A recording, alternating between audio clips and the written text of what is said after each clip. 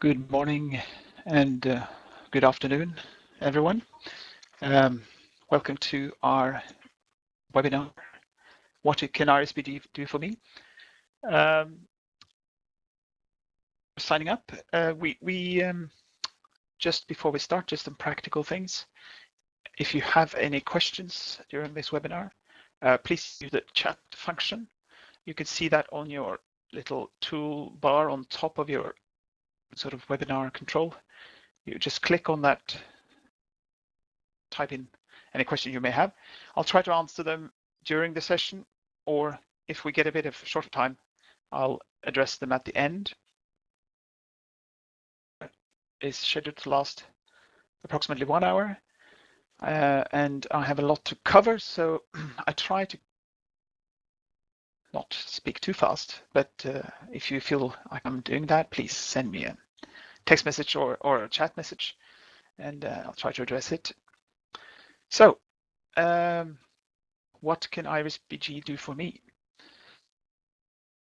Topic is something that tricky in that there's a lot of things IrisBG can do for you, and we're trying to cover some of it by example. So we're not, the idea with this webinar is not to teach you to do things, but more to get you an idea about possible usage of Iris in your garden. So hopefully it gets you, for those of you who already use Iris, it will be hopefully a bit of an inspiration. For those of you who are looking into Iris, it will make it easy for you to make up your mind. Okay.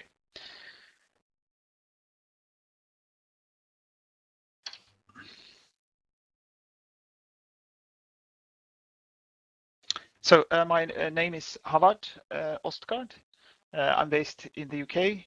That's my email address, and that's one photograph. Yeah.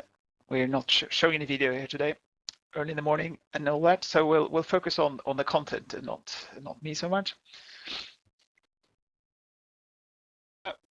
First, I will quickly go through Iris as a product as well, just to give you an idea about what we offer. And then I'm going to talk a bit about how Iris can help you in the context of a story. We're going to build up a little bit of a storyline around one plant so that you can see how Iris can track the records of your plants.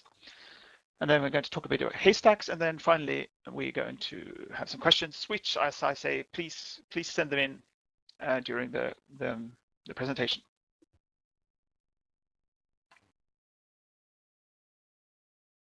Okay, first a bit about us. Just want to have a bit of an analogy about why we're doing this.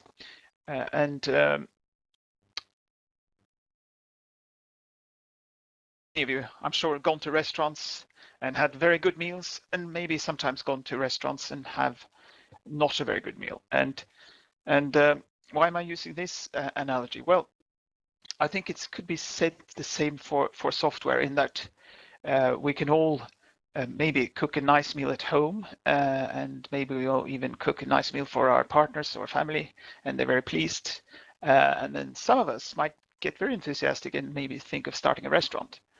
Now, that might sound like a logical sort of continuation.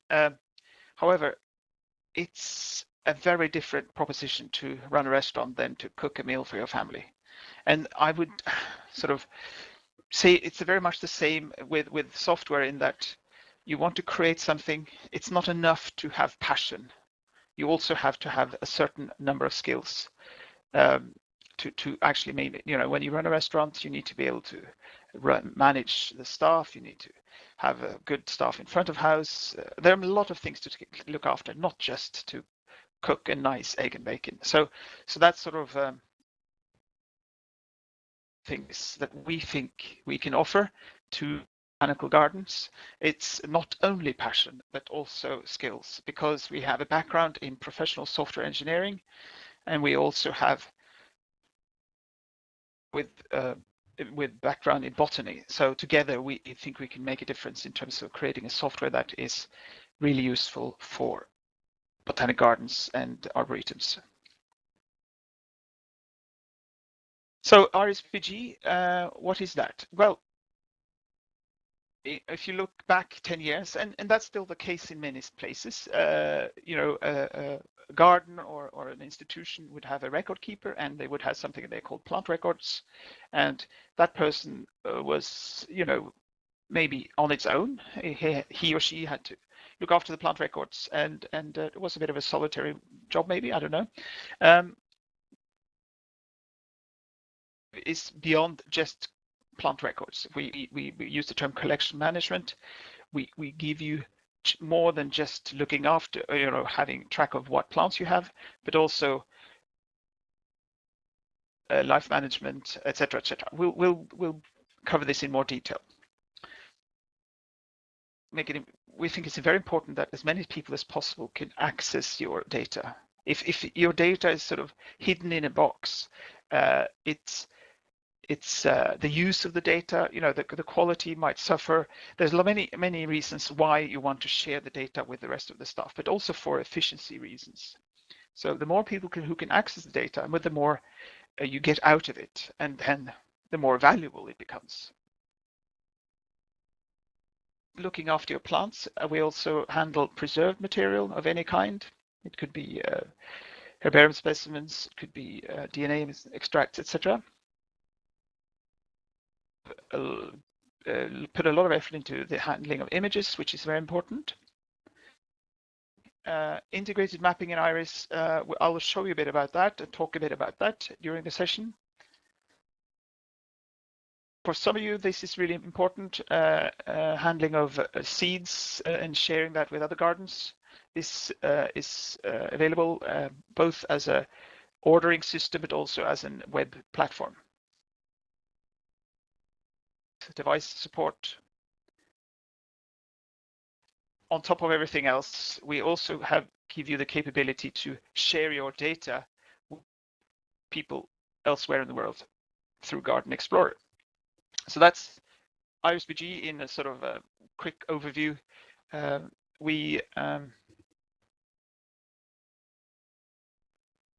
It's a very complete solution with what most gardens would require for their collection management.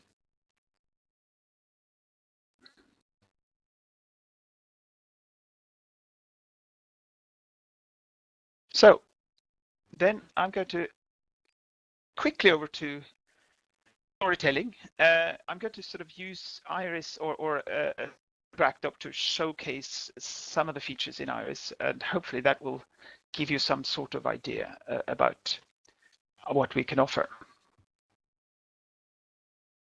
It's probably more better. So what I've done here now is I've brought up Iris. I'm not sure if all of you have seen Iris before, so I would spend a few seconds on just a quick introduction. Now, after you have logged in to Iris, you will get something like this. Now inside you have a navigation bar where you can navigate between the different parts of the system. Now I'm in the accession screen. I can jump to the taxa screen and go back again. So that's how you navigate. Up here you have a toolbar that will change according to what screen you're in. So that's really the sort of general working of the system. More obviously as we go along. So, but this is not meant to teach you to use the product. This is more giving you an idea about some possible or scenarios of how to use it. Before I talk about our little rhododendron, I thought I would just go for a slightly simpler example, just to exemplify the sort of how you can use Iris. So an annual, which in many cases people would think, why do you accession annuals? Well, I'll talk about that afterwards, but first let's just record an annual. This is an annual. We planted this in last year. So well, let's sort of rewind 1 year. So because I'm going to show you a bit of history as well here. So we have planted some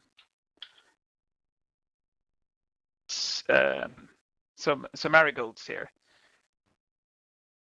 The tennifolia. And this is just a garden. As you can see, you can record a lot of things here, but for annuals, this particular annual is not a very sort of important for this particular collection we're looking at here. So we're not really, don't really need to record, and we don't think we needed more information actually. Where have we planted this plant? So we have this in our rock garden, bed 4, in April 2013, and we've planted a group of plants. So I can just record that instead of saying 150 or it's sort of I'm just going to go down to this rock garden 24. We planted that same time. You see, I don't need to record the exact date. I can record the year. I can record. So this just showcasing flexibility in terms of how you type in the code. 26 planted in group here. Planted groups of plants. Okay. Now, if I say this, give me an accession number automatically. We can see who actually made the changes down here, 8 o'clock this morning. Lots of things going on, but what's really lovely here is that I don't need to do anything else. I'm now finished. So my point here is to showcase why you can actually record annuals, because it goes quite fast. And what's more important is that we've put it in rock garden. I can see this is rock garden. So already, without doing anything else, I know where this plant is in the garden. And published online. So visitors who are in or wonder what kind of plant they see in the field, they might see on the map on Garden Explorer, or they can search for this species, marigold, and see that you have a marigold in this part of the garden. So well, I don't know, a minute maybe to record this, and then what's so fantastic. So, and then of course, when this plant dies, let's say we take it out in July, I can just say dead.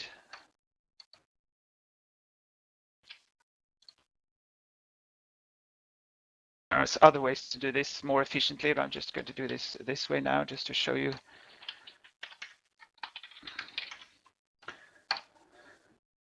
Now people won't find it online because you've taken them out, and you and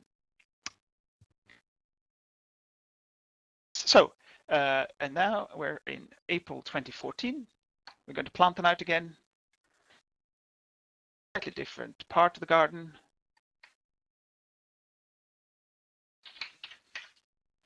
So I know this might be a bit early to plant it. I have not going to. This is just for example. So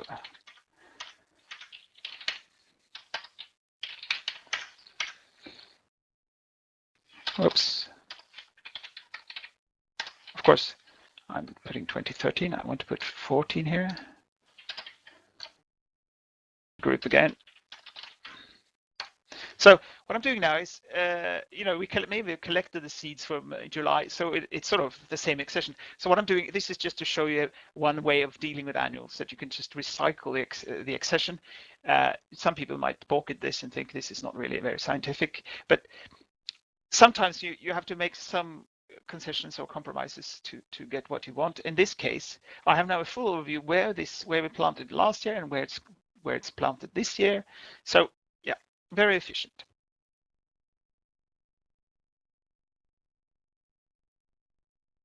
You don't need to record a lot if it's not relevant for your collection. In this case, this marigold not a very scientific value, but it's actually still nice to share this with your visitors online and also keep a record of where you planted your annuals over the years. Let's move over to a bit more advanced example, which is a rhododendron that we planted. And now I'm going to record a new plant. I'm just going to clear the screen. And we're now going to go back a bit in time because I want to build up a story here. So this is usually something you do in real time. You get the plant in and you will, the year will be this current year, but I'm going to retrospectively record this plant 2003. It's a rhododendron that some seeds we received.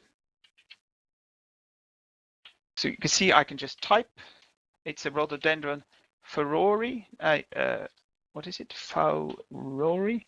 So we received it as furori, but it's actually the synonym of brachycarpum. So I'm going to. So you see the system will actually tell you or select the accepted name for you immediately, which is great.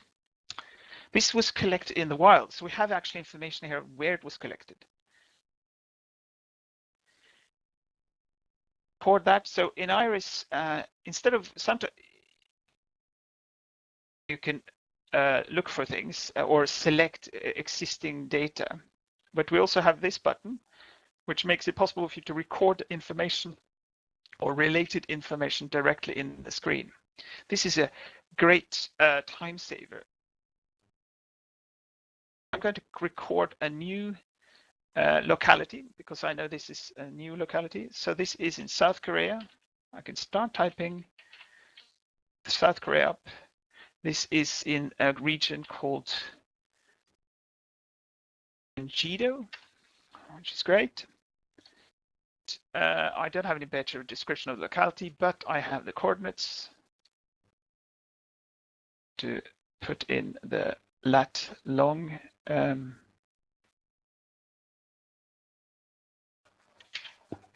see.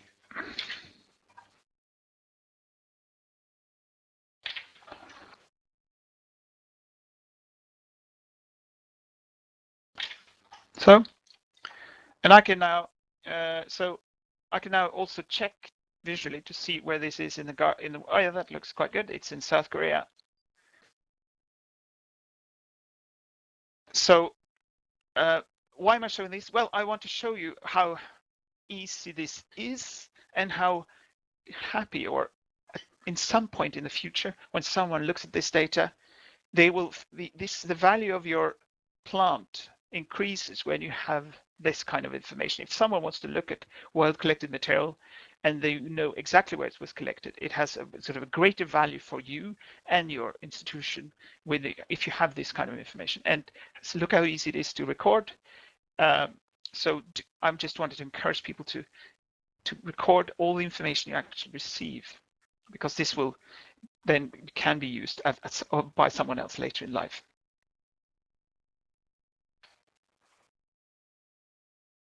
And then, okay, so I've selected that, and then this was delivered by Hantaek Botanical Garden in South Korea.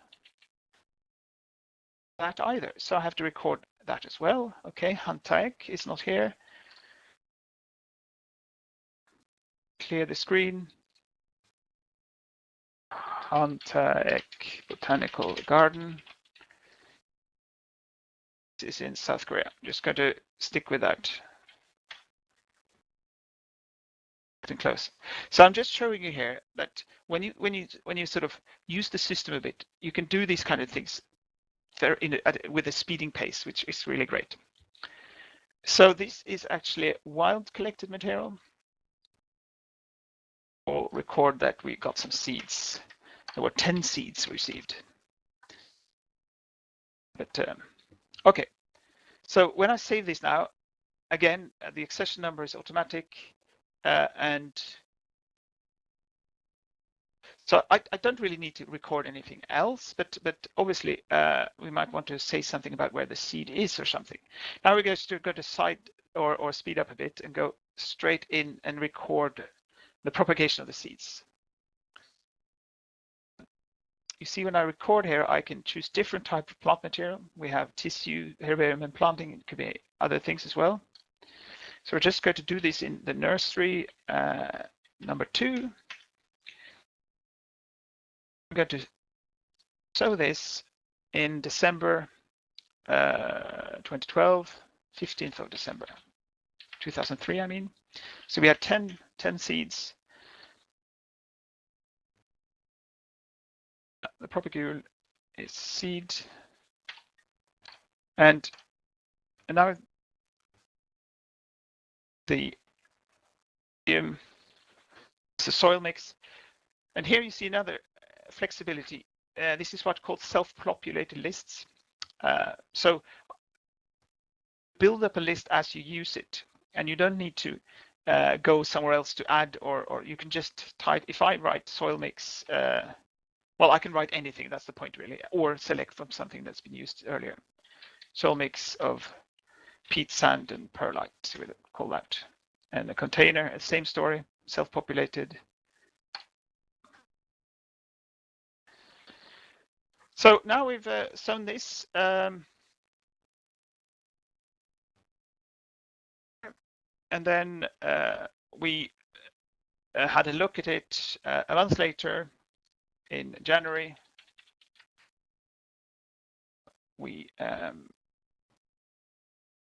It looks fine. I just say good germination, for example. And we have 8 seeds that germinated. So I can say condition is good. Things I would like to mention. First of all, potted. The plant status that you can offer here is entirely up to you. You can have lots of different types of plant status to indicate the sort of condition of the plant. Also quite interesting is some plants indicate that they're living, some indicates that they're dead, and some indicate, but we don't know. And in terms of propagation, we call them that they're being processed. So what's the point here is that those plants we don't want to share this with, for example, online, that people see that we have a rhododendron when we have 8 newly germinated seedlings. That's not really something you want to share, or, for example, report into BGCI or something like that. So the data here in Iris is sort of looked after automatically without you thinking. You now just say that you've sown it. It isn't published online yet because it's not considered to be part of the living collection. It's not reported into BGCI, etc., etc. All these things are sort of looked after in the background. Of course, make changes to these lists as you go along. All of these drop-down lists you can configure yourself for your requirements. So, okay, there's one question here about these lists. Do we get a standard from us, or? Well, we have a sort of a standard we've built up over the years that we can supply. Very often we use a set of codes based on the data we transfer from your existing system. So it all becomes sort of depends really on what you require. So let's move a bit forward. So let's say now that we have moved over to the April, potted over to a bigger pot. Same mix, we don't need to say anything else. You can maybe have some treatment or something. You can delete this again. We didn't have 6, now we have only 4 left. That's they're still healthy, but now this is something else that brings to. Now, as you can see here, the story is actually building up automatically as we carry on here, and that's quite unique with systems in that you don't really have to. You see, I haven't really made any effort to keep track of things, but automatically I can see when the plant was seeded it, what we did. We might have had some special treatment put into it. And then later on, a month later, you see here that it was germination. You could have had a status called germinated or something. I haven't had that here. And then we pot it over again to a bigger pot at the, and now I'm just going to finish this story by saying we have something called successful propagation. It was in 2nd of May 2004. And now it's sort of, when you saw that, it's now a green, so it's sort of considered part of the living collection. It's not necessarily online yet anymore because it's still in the nursery. And that's another aspect. We've decided to not publish anything in the nursery to the visitors. So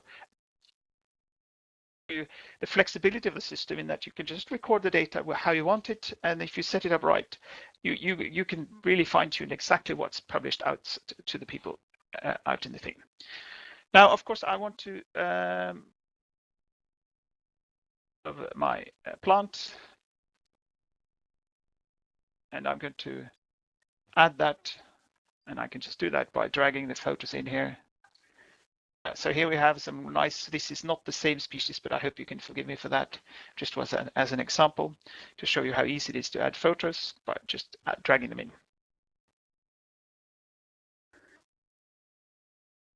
So now we're moving forward one more year. We're going to plant this out.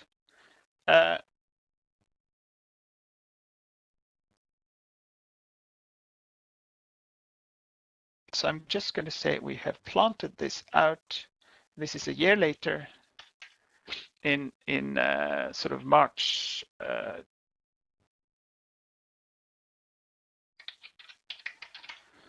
And we have planted it out in 2 parts of the garden. Rock garden bed 51.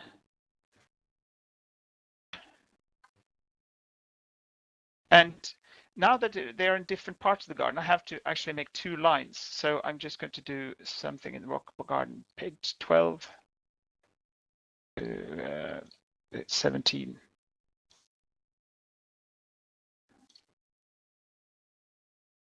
Planted, same month, 1 there.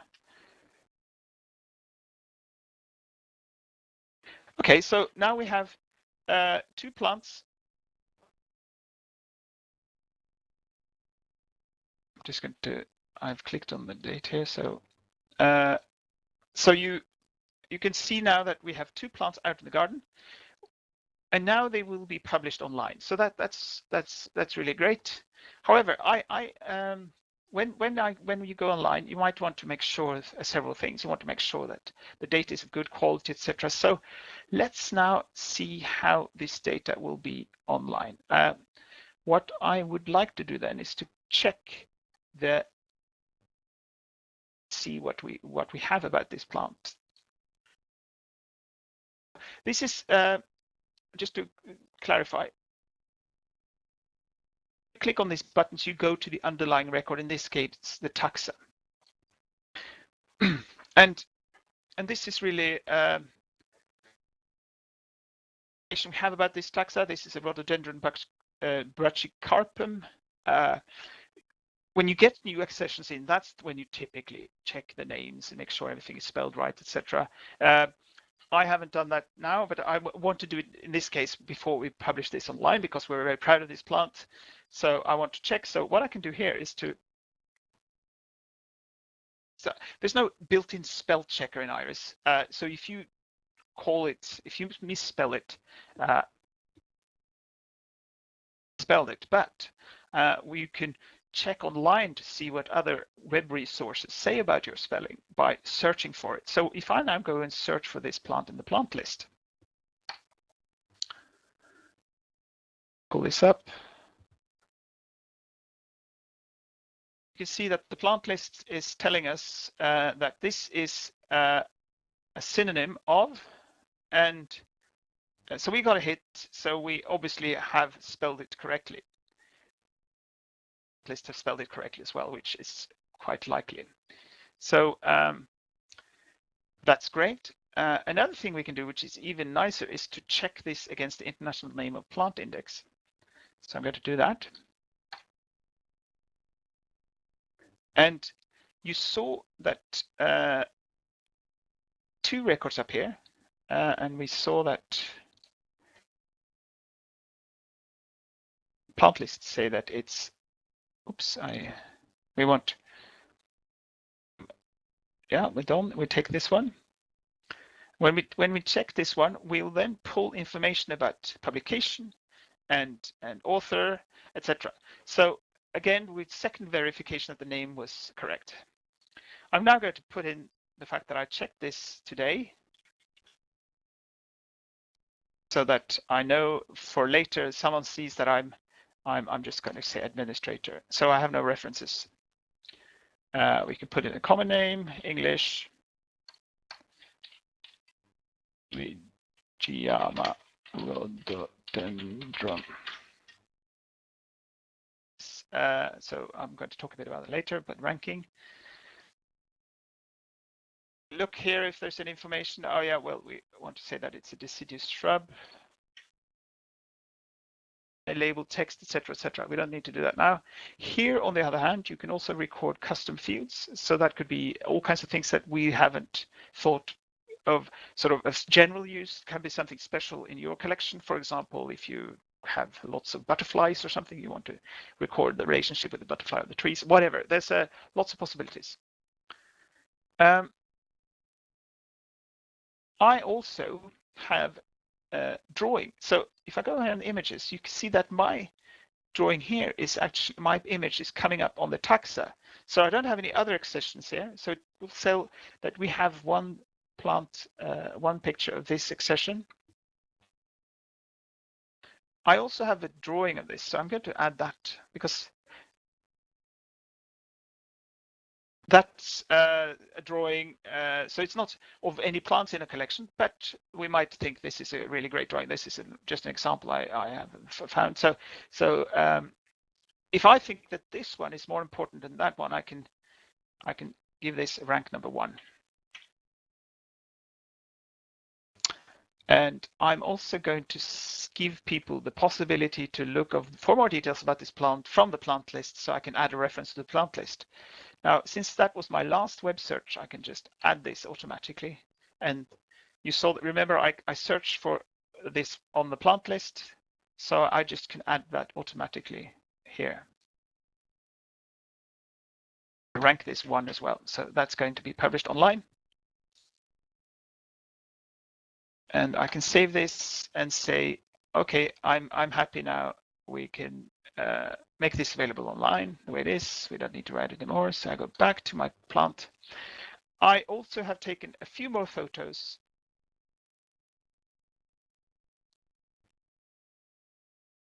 So I'm just going to put in a few more photos here. I'm just dragging them in. Now you can take these photos with mobile as well. And here I can see now that this is the one I want to show as the first one. So I'm going to rank this number 1. I'm going to rank this this one. Oops, this one number 2, and this one we're not going to publish anymore because it's not so interesting online. So I'm going to just rank that as 10. So what I'm showing you here is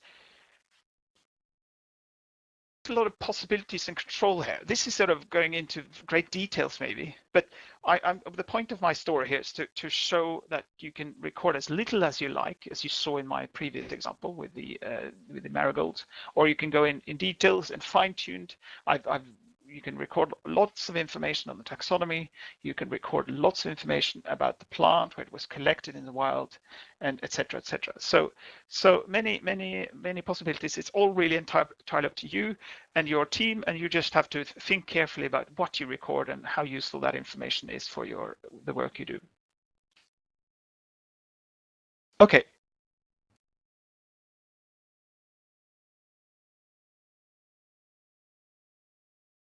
One thing that comes up here, why have I 2 lines? In this story here, it sort of doesn't show the relationship here. What you can do, which I didn't show you,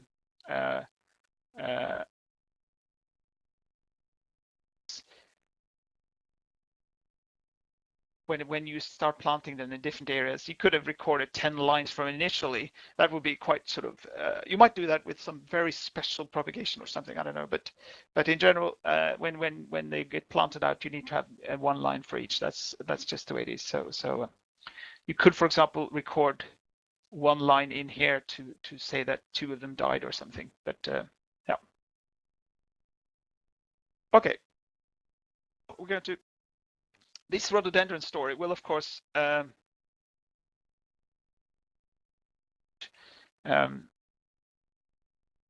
just talk a bit about haystacks or needle in haystacks. I've showed you a bit about how you record information in IRIS and the flexibility of the system in that respect.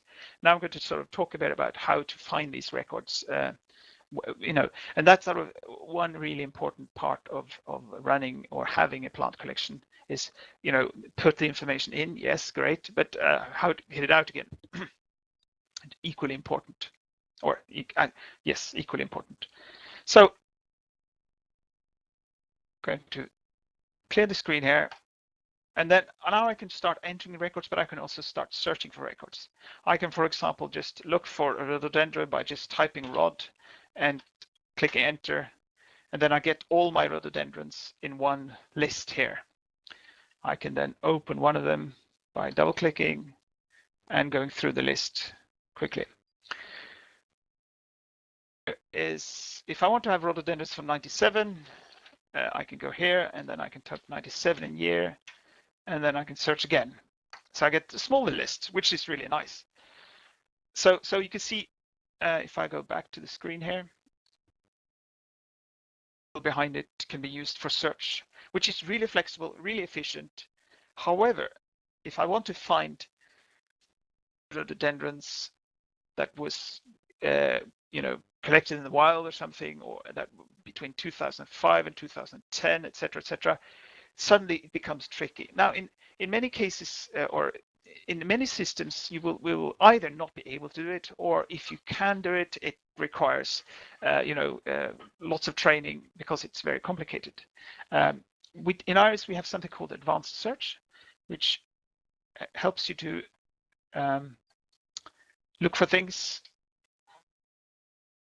in great detail. So here you can, let's say we want to have all the rhododendrons that's from 2005.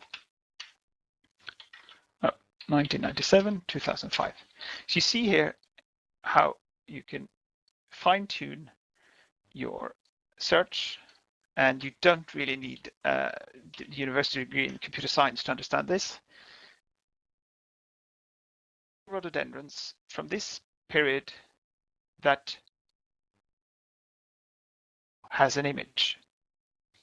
Sometimes you might struggle a bit to begin with to find exactly which kind of combination you need to get what you want, but it doesn't matter as long as if you dig, you just have to sort of dig a bit around to sometimes. But you see under the heading here, this is under the accession, this is under taxa, etc. 2 rhododendrons with that has image, and this is the one we added earlier today. Next one, very nice, and then you can go to the next one,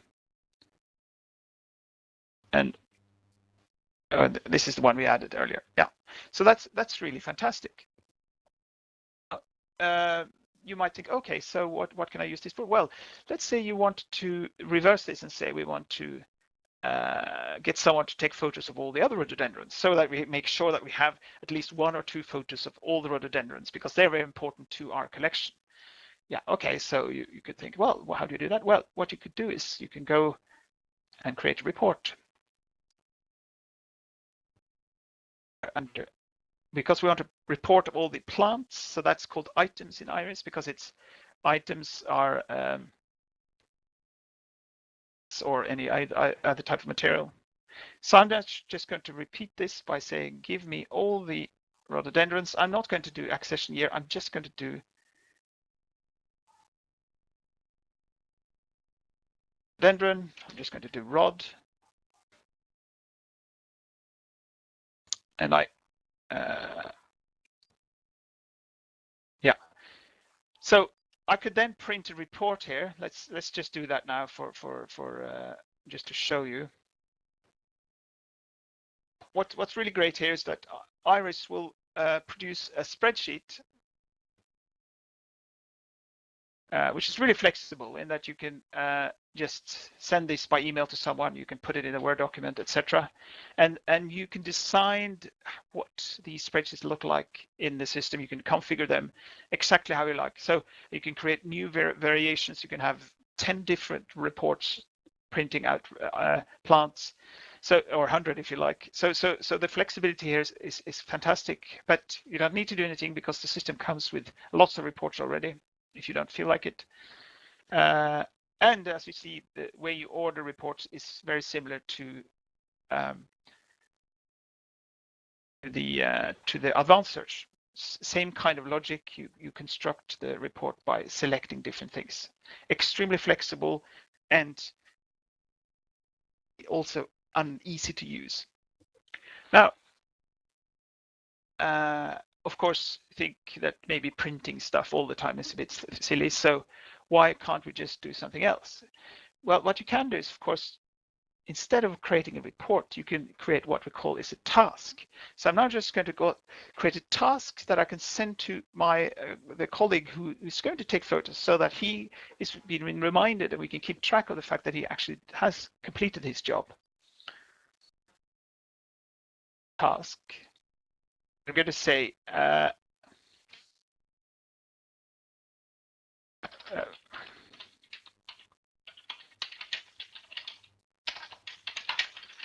so this is a list for him to make sure he takes photos of all the rhododendrons, so we have them ready for the big Easter opening of our collection, when all the visitors want to look online to see where the rhododendrons are and see the nice photos. So I'm going to make a list of plants to add plants to this task. So I'm clicking here, and now you see, probably some of you will now already see the familiarity of this screen. It's the accession screen you're used to already. Use this screen to look for the one I want to add to the list. So we can go back and do advanced search, and it remembers it. So we want to have all the rhododendrons that doesn't have an image. That's it really. So I can search for that. And here I got a bit more because I got some dead ones. We don't want that because he won't be able to photograph them. We got a herbarium specimen here, so I have to select that. I could have searched a bit more finer here, but I have enough information here to see what I need to take photos of. So those. And we want to make sure he finished this by before spring. So that's let's say 15th of April. I can't remember exactly when spring is this year, but hopefully that's not too bad. We'll start today. Do it, yeah. Okay, you better hurry. That's fantastic. So here we have a list. Now, this will then be synchronized onto his handheld, so we can go out there and take photos either with handheld or with the camera. You can also then click here, see where he needs to go. And I see that this one is in the nursery. We don't really need that one. So I'm going to go back, and we're not going to bother with that one. So I'm going to exclude that one, or we can even delete it, depending. That's sort of entirely up to you. But here you see then the others. This is where it needs to go, and he could then, as I say, bring this on a handheld and do this when he's been out in the garden taking photos.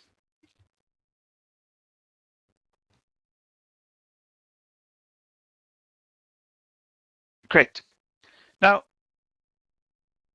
I'm going to bring this story forward a bit, because he also not only is going to take the photos, he is asked to take photos and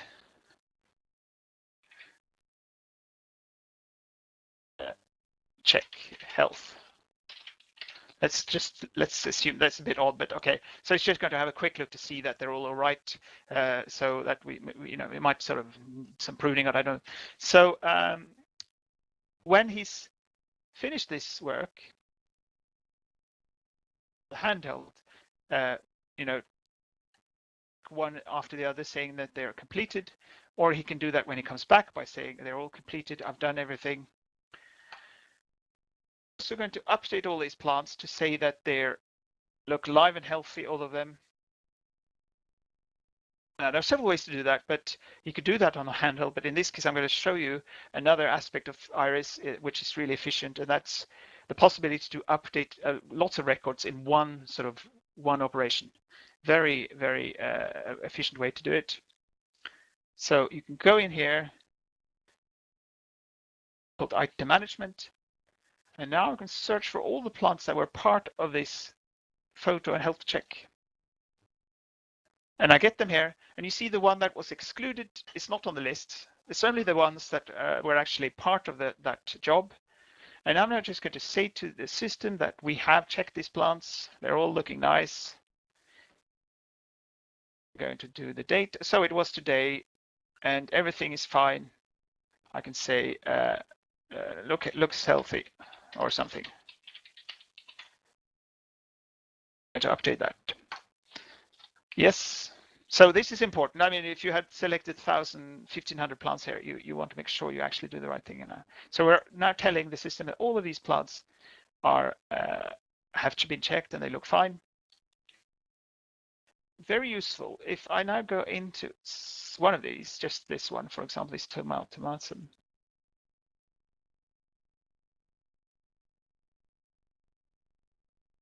You can see now that this has been left on its own for since 97, and now we have inspected it. It sort of gives you some idea that the chances are that this plant is actually in good nick, and then you know, but when nobody's looked at it for, in this case, 97, that's yeah,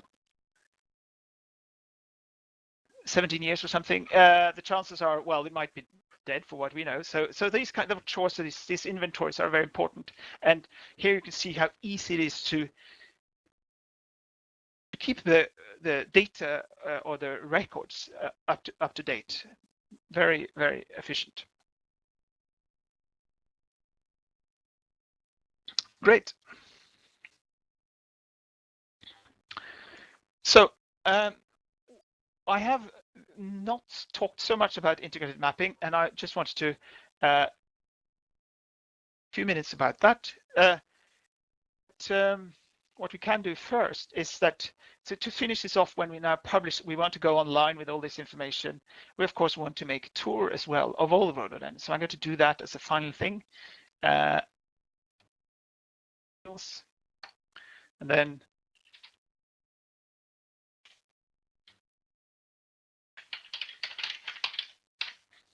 so that's our new tour. You can see here that we're going to add items. And I'm going to sort of search for all my rhododendrons. I could have, but I'm just going to add a few of these. Just like that.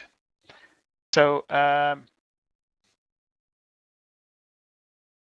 and how does my trail look? Oh, that was quite fortunate actually. Yeah. Full text.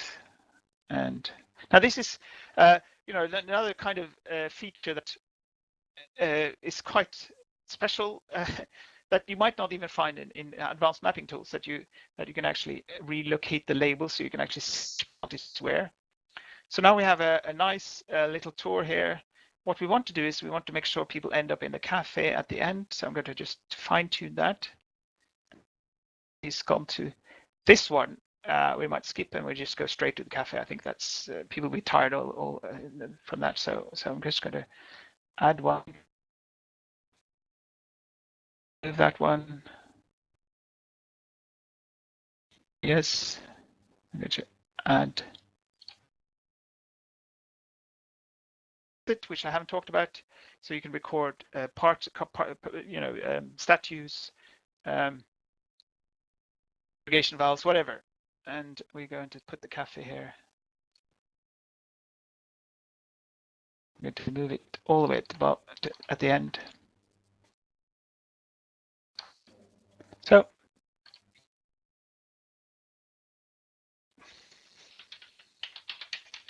no, I'm not going to go that route now. So have our root. We might want to do this one. We want to put at the end. Yeah. Fiddle with this. So what I wanted to show you here, the whole sort of story from seed to propagation to pollination, published online to the visitor. And now we also created a nice walk for visitors available when I put completed here. And I'm going to say that it will go online because we want to give our photographer the time to finish off. So we'll go line on this on the 15th. And we'll have it all available until the end of May, because that's sort of more or less when this would then be published online on the morning of 15th of April. It will be made available to visitors, and then we can visitors can walk around. So I'm going to show you how a tour like this might look online. To gardenexplorer.org, which is our holding page for some of some of the websites who have Garden Explorer. Just going to pick something here. I'll just do Norfolk Botanic Garden. Tours here online. So just a few minutes at this.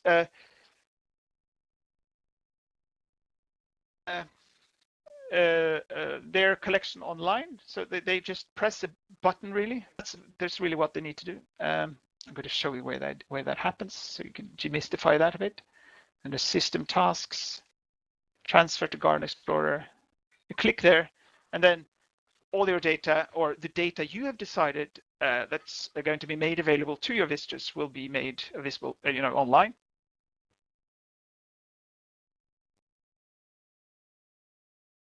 Couldn't be easier. If any one of you have ever looked into hiring professionals to build a website for you, you would know that the cost and aggravation is, there's quite a lot of things involved to get this to work. With Iris, you don't really have to worry about that. It's already taken care of. And then the tours, I'm not going to talk about the Garden Explorer or Garden Explorer. You can look that yourself, but I'm just going to show you an example here. Here's Cool Natives. That's a good one. So here you can see the tour where you have to go.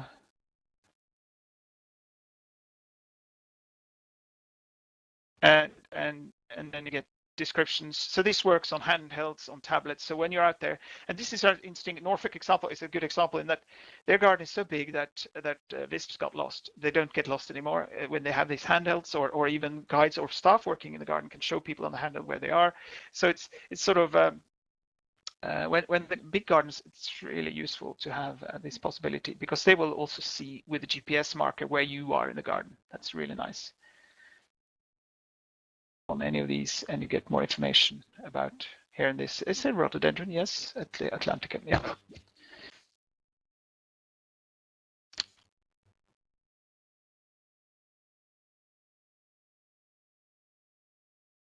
Okay, so I'm just going to see if there's anything else we need to say about Garden Explorer.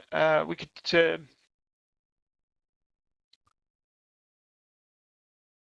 about the text, well, you have to enter the text yourself in this example. Well, yeah, I have a minute. I can just say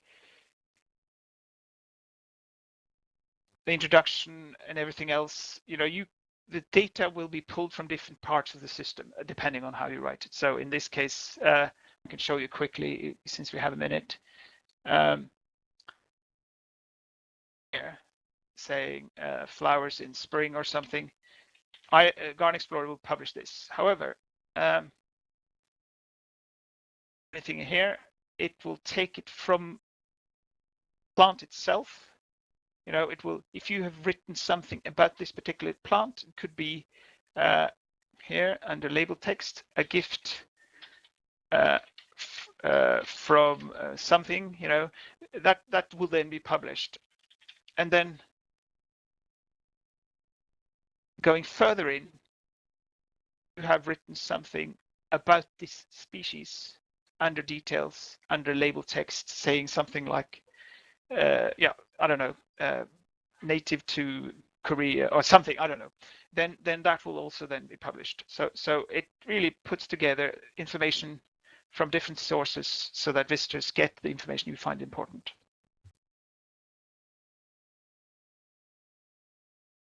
Okay. The final thing I want to show you now is just to run this off a bit is I could have talked a lot about there's something called inspections, etc. But just want to talk a bit more. I'm just going to save this. That's another thing. Iris, make sure that you save your work. But and that's the maps. You saw that we could place the plant marker where the plant is in the garden very easily. Did I actually do that? I'm going to do that quickly first. Going back to my accession.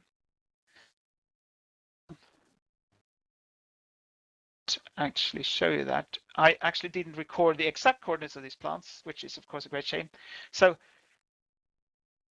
sorry for digressing a bit here now, but these two plants, we just recorded that they were rock garden bed 7. We didn't say exactly where they were. Now, you could do this several ways. You can get someone, a surveyor in with a GPS machine. He could create a list for you in a spreadsheet that you can import into the system down here. You can use a handheld, go out in the garden and do it that way, or you could just pull up the map this way and drag the marker where it is in the garden. So this is where it is. That is by using, if it's inside a greenhouse, you might have a drawn map. So you can switch between different maps very easily.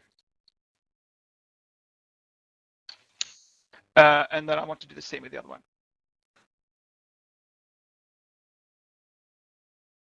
Yeah. Good. So that's sort of one aspect of mapping, which is unique in that you don't need to record the exact coordinates of all your plants because the system has the coordinates of your areas.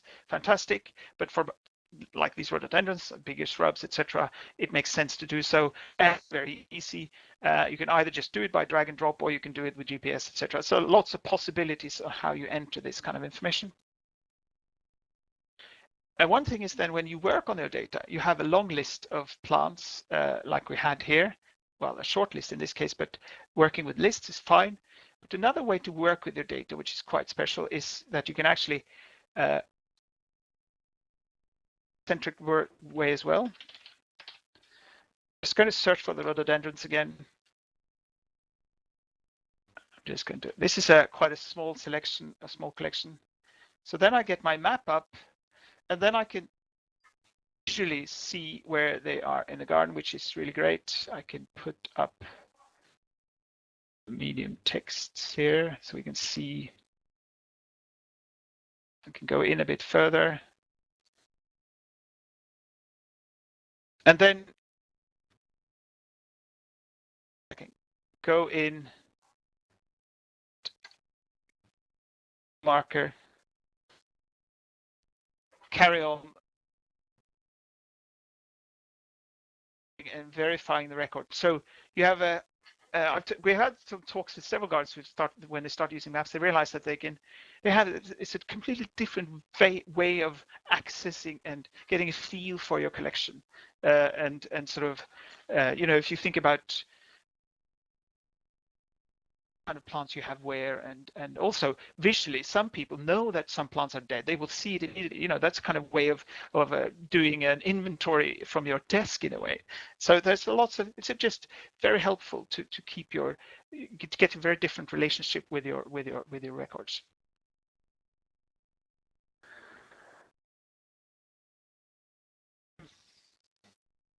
Question here about the maps. What kind of maps do we support? I think the best thing is, well, quickly, I'll open this up again. I'll show you what I can say is that we supply, we give you lots of online maps like Google, Bing, etc. You can all select them. If you have a trial version, you can see what you're actually given online, and then you can have your own map in this list as well. They just need to be on a sort of a map server. Look online or send me an email if you want more details about that. But basically, you can switch between the different maps can be also be made available to your visitors. If you go to gardenexplore.org to see maps, Norfolk use satellite. This new garden from 1638. I'm saying new as they just went online last week. They use sort of more different type of map where you have a drawn map. It all depends on the type of garden I think you have, but you can also, the visitor can switch between the maps.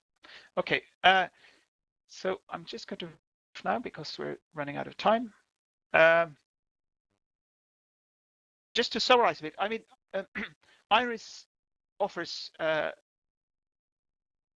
solution for many gardens in terms of features.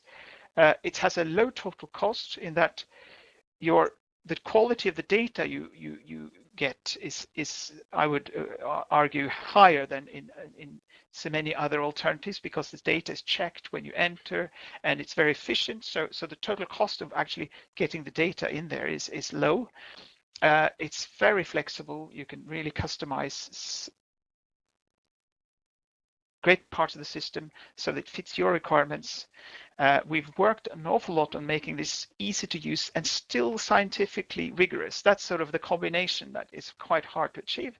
The map integration is quite unique. It makes it possible for you to have, both a map-centric or a sort of data-centric experience.